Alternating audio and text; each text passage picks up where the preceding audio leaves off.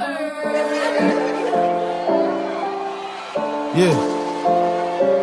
they ain't gonna like it. They ain't gonna like it. I be getting to the money. Everybody mad. Think I'm getting too much money. Everybody mad. Same old nigga from the... Now, I feel like the people have got like a well understanding of who Ivan is, what you do, what you offer. If you are listening to the sound of our voices, if you need any screen printing done, what other things do you print, by the way, just in case for people who want, because I feel like you print one or two other things besides t-shirts. So we can print on hoodies, V-necks, bags, hats. I knew it. So it's I thought a it was few one or things. two. That's not like 4 or 5. Come on, lay them out. So, let the people know what you you print. You're so silly. So, you have so many options. A lot of the t-shirts, when we go into the Old Navy's and the Macy's and the different retail stores, most of those clothing are screen printed. And what they use are, of course, third companies to try to solicit their business so that they can get on the racks in these stores. So, like, usually any shirt that you have on, any shirt, regardless of, where it is, most of them are screen printed. Yeah. The only thing is, you just have to... We all do. Well, I guess I assumed that. So maybe that was my wrong for assuming that. I assume assume some people, every shirt, unless it's embroidered, it's screen print. I just automatically because assume you have that. vinyl print and you have glitter, you have the different. Yeah, but those are all a form of screen printing, right? Just a different. Not form. quite. It's just a different form of printing. Okay. Not necessarily screen printing. Okay. Yeah. All right. Well, glad I didn't assume, and the expert is here to get me on the right track about how that's done. So you print on t-shirts, hoodies, bags, different things like that. Mm-hmm. So if you have any of those desires in your business and you want to work with a black business that's local, even if you aren't local, because you do things for people that don't live here. Absolutely. I've done stuff for people in Denver, Colorado, and Sacramento, California. Well, so I mean, what they say, we ship anywhere. They national. Come on, national. Come on, I didn't know y'all shit. Oh, they national. Well, if you're listening to the sound of this voice in the United States of America, my friend Ivan here can hook you up. So reach out to Inked Up Designs. He's Inked Up Designs on Instagram. And you can see all of the work that he's previously done and what he can possibly do for you. Just contact him. He does have great customer service, so you ain't got to worry about what we just talked about earlier.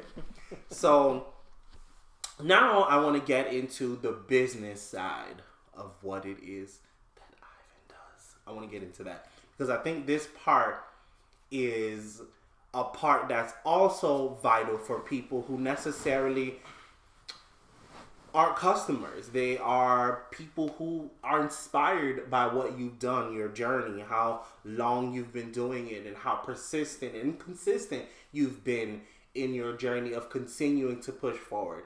Now, I'll forward this by saying one thing I know about Ivan. He's overly persistent about moving to the next level of business. Ivan does something well for a while and he's like, all right, how we go to the next thing? How we do the next thing? So I want to talk about what are some of the things what are some of your next level goals, and then what's either in your way or how are you achieving it because something's not in your way? So right now I work from home, and most of my gadgets, devices, machines, whatever you want to call them, I got them over time.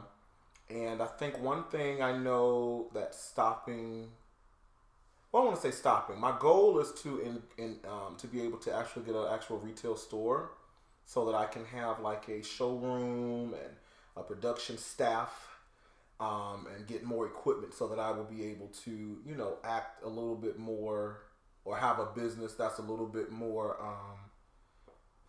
I don't want to say traditional, but where people can just come. Because I'm really particular about, since I work from home, if I meet you on Instagram and you say, hey, I want some shirts, can I come over? I'm a little hesitant about that because I just don't know. You know, so usually I would meet people at, you know, Starbucks or somewhere, and we can kind of discuss the logo design.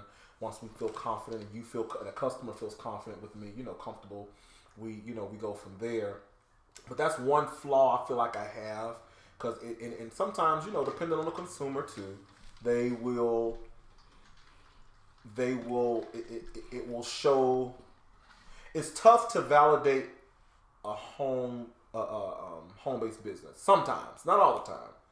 Like, for instance, traditionally, most of your screen printing stores have stores. They have buildings. They have, you know, somewhere where I can come at any time during the hours that you post that's not quite at home. Most of them. Okay. But at the same time, that's one goal I want to work on. I think what's stopping me, you know, there are several factors. There are a few things that I've had in my past that I'm trying to rectify at the moment in regard to credit and other little things like that. Certain things that I'm working on that are personal. But, you know, of course, for those future business owners, you know, the goal is to have, you may not have perfect credit. You may not have to have no 850 to start a business, but the goal is that Sure don't. if you have some type of credit, you know, decent credit, try to, you know, have your bills paid, some of those things not in collections, whatever, you know, you could be able to get some type of a loan if you need it. Luckily, when I first started, I had enough money, you know, set aside to secure my bills and all of that. So I didn't just leave and just say, all right, look what I'm going to do, you know. So it kind of gave me a little leg room until I was able to, you know, consistently have the money flowing in. And then, too, I think another factor was that I didn't really know about social media. I would never forget the first order I did, which was the family reunion, outside of A&M stuff. The first order I did was a family reunion. I was anticipating. I was ready. Once we got it done, the money came, the stuff, the transfers from Transfer Express came. I picked up the shirts from one of the little warehouses here in Atlanta. Went and picked them up, went home, pressed them, mailed them to them. I was like, did that thing. And then I didn't know when the next order was going to come. So what did that feel like? Shit. Because I was so excited about that one order that I just thought, well, hey, I'm sure the rest of them will just be rolling in, and that was not the case. So I had to, you know, learn social media, because for a long time, I only posted social media of the things I wanted to post. You know, personal stuff or whatever. Like, that was a tough transition, because I was like, oh, you have to build a relationship with people. Yep. Oh, they gotta really trust you before they write a check to you. Oh, no love and trust. That is the process before people begin to spend money with you. They have to know, love, and trust you. And at that time, I had no portfolio. I had one order I had did and a whole bunch of A&M stuff that I didn't even print. That wasn't even mine. That wasn't your print. But it was your design, though. It was my designs, but I mean, it was still. I was a little insecure about that, because when you go to other people's websites, you always got to check your competitors. And so I would go to other, you know, companies' websites, and I would look. I was like, dang, they got page detail. They got, you know. So I thought about like taking some stuff from other folks' sites and put it on mine just to make it look good. You know, I didn't do that, but I think little by little because I focused on designs and T-shirts at the time. So there were a lot of people, and I still do logos at this point, but not as much. I focus more on T-shirts now, but I was able to do a lot of logos, and that started being my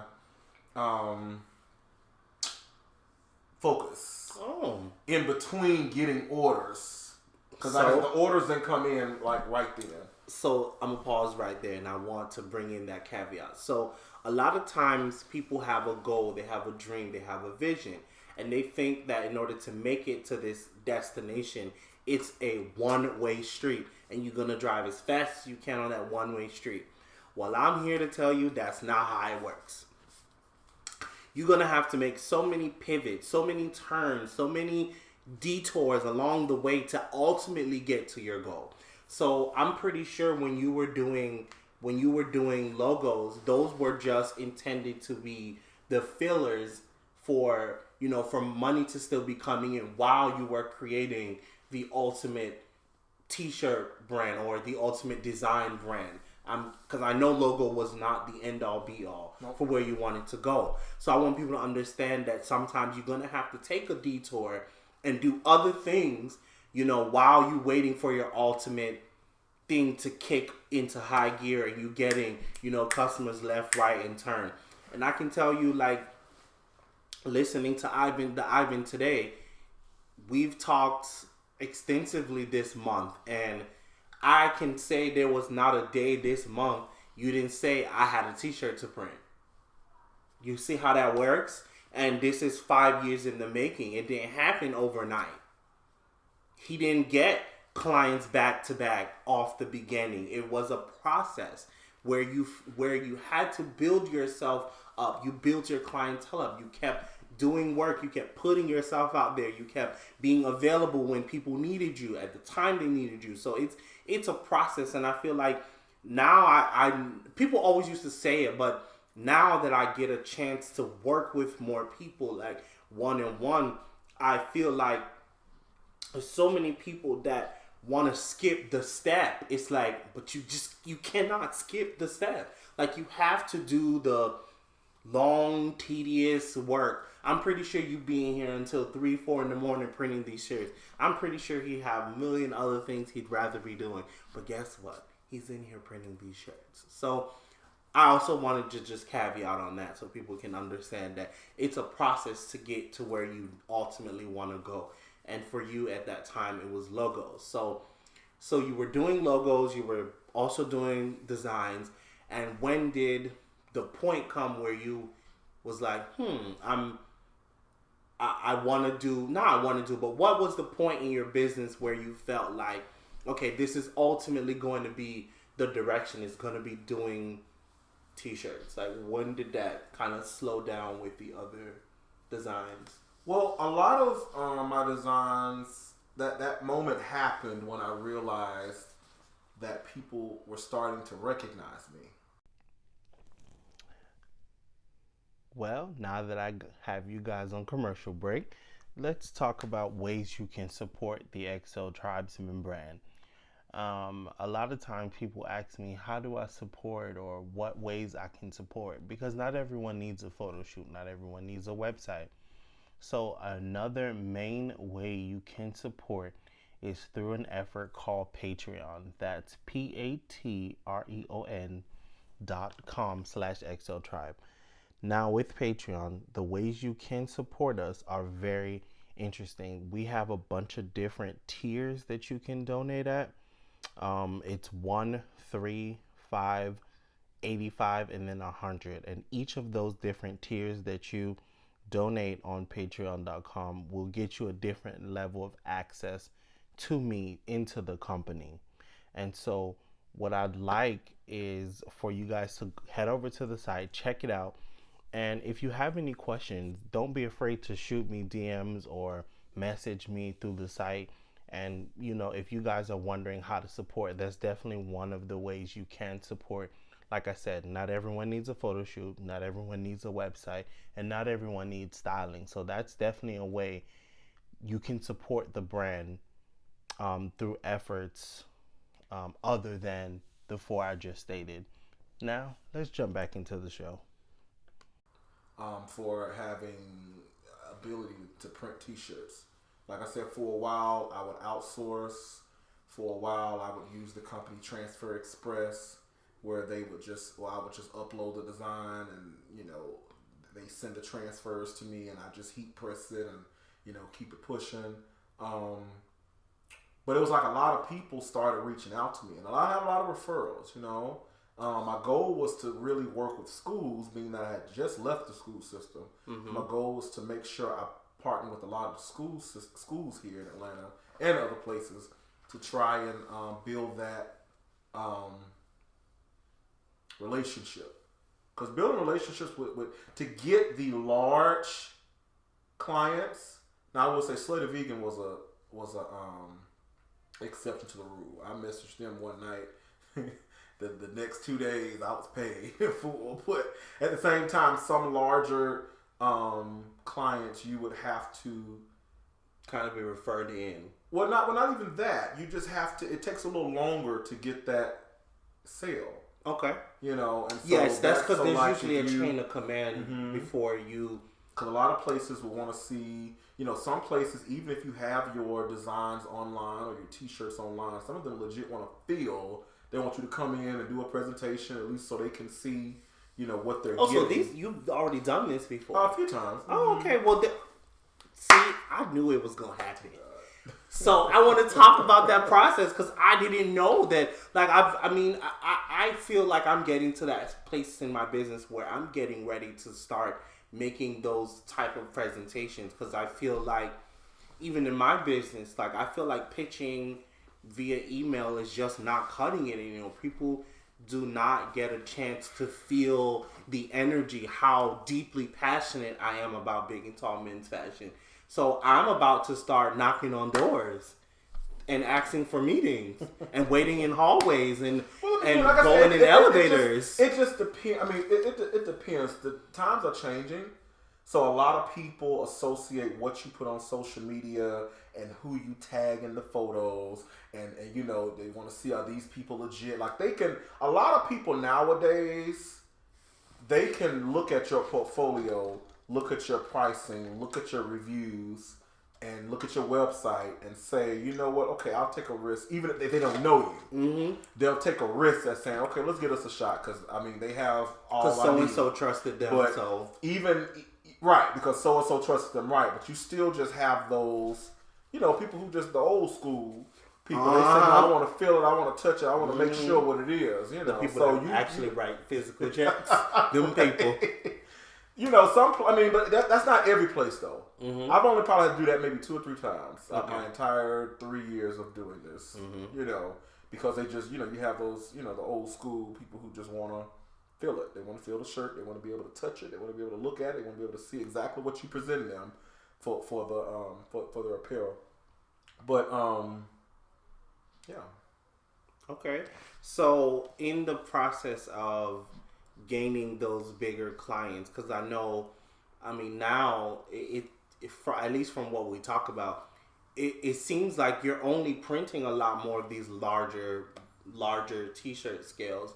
Because at the beginning you used to be doing like 2 or 3 or 5 shirts, but now it seems like you're doing 40 plus shirts every order these days. So you have to know the season, and I had to learn that. You can print t-shirts year round. I feel like t-shirts are year-round business, right?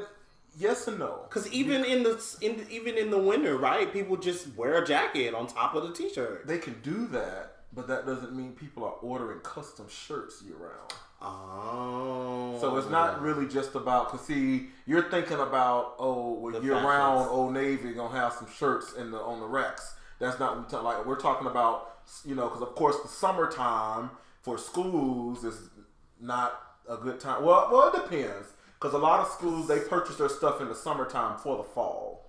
But you have that time of the year, like right now coming up. It's March now. A lot of schools are preparing for senior t-shirts. That's what I'm like. This that time of the year, right? That's what I'm saying. But it's times of the year. This is the season you're talking right? About. Okay. Because like in the spring, in the fall, a lot of people are It just depends on what events are happening. Football season is usually a time where a lot of people are ordering shirts for everything. Basketball season as well, especially if like those teams who win the championship or whatever. They want some shirts right there to represent their school for winning. And I've done a few. Shout out to shout out to one of the high schools here. They won the here in Georgia. They won the state football championship, and I did some shirts for them. Kill me. But anyway, Bainbridge High School down in South Georgia. They I did some shirts for them, and Justin Johnson is the contact for them. He reached out to me on social media, and I did some shirts for his school, and he was like, "Hey, I like your shirts for this." It's all about word of mouth, and I think when you give people an experience that they're important during the process, they're gonna come back to you for whatever. And, I never dived into this email list because I feel like some of the people look at it, but some people don't. But, I think when you just build a relationship with them, even if these people don't, they see that you're relevant beyond you just printing shirts just for them. Mm-hmm. You know, when they see that. Yeah. So okay, so the process of that. So you've been getting a lot of new business off social media.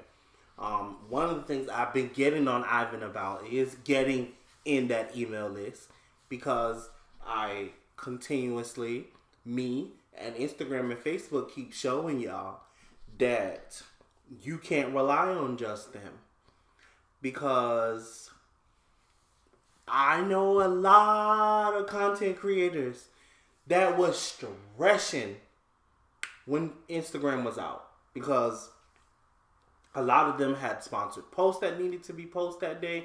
A lot of them had content they needed to be up that day. And more importantly, if you're a content creator, you understand how important reach is to your business. And if you aren't posting every day, that reach goes down. And so I know there was a lot of content creators fretting for those 19, 18, whatever hours Instagram and Facebook were down. So, but it was also a great lesson for you to understand how important email is. Because while Instagram and Facebook was down, I was still making money. Because I told my email list I had a sale and they bought it. Not from Instagram. Because I had their email. So, email is definitely an important aspect of your own business as an entrepreneur because social media is great, but you don't own social media. You don't own the audience on social media. You don't own nothing on social media. So I definitely want to get him more into the email of business. And I had one other point that I just lost my train of thought on. I don't remember. But so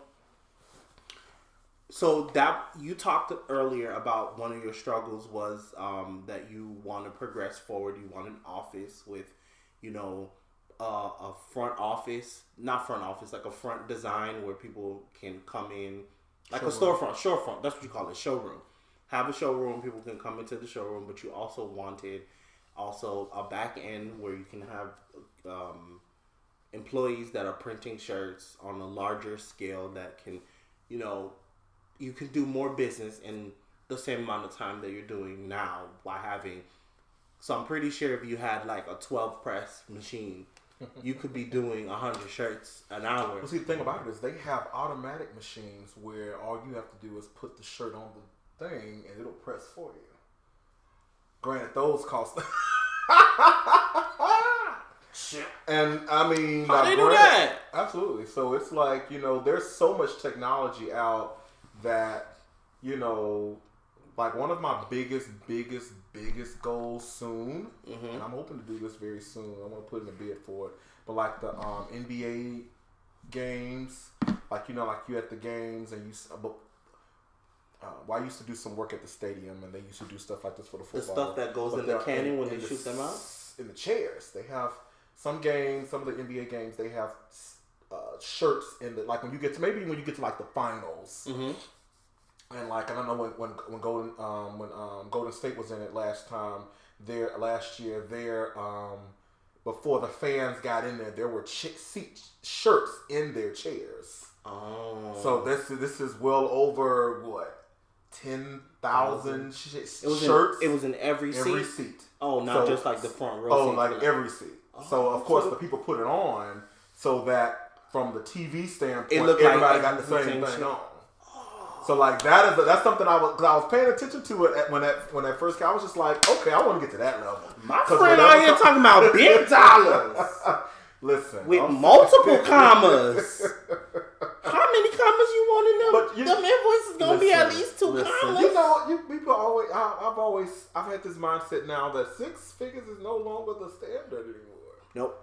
Because it feels to me, even though we're not there, but it feels super like achievable. Like it feels like 3 figures is like, 3 commas is where the 7-figure feels like the ultimate quintessential goal now, because it feels like $100,000 is just right around the corner. Like I feel like I'm literally 12 calendar months away from making my first 6 figures. Like it doesn't feel like a far-fetched off idea. It feels like something I can achieve like relatively soon. So I get where you're coming from with that idea.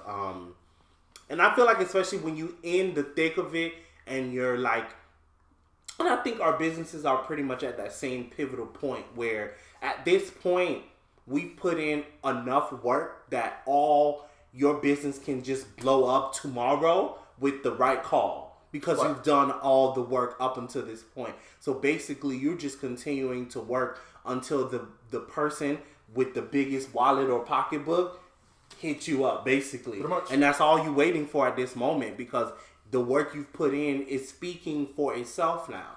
So now the person who not only wants but can afford to print 1,000, 2,000, 5,000 t-shirts is right around the corner because you've already elevated yourself to that audience level. Right.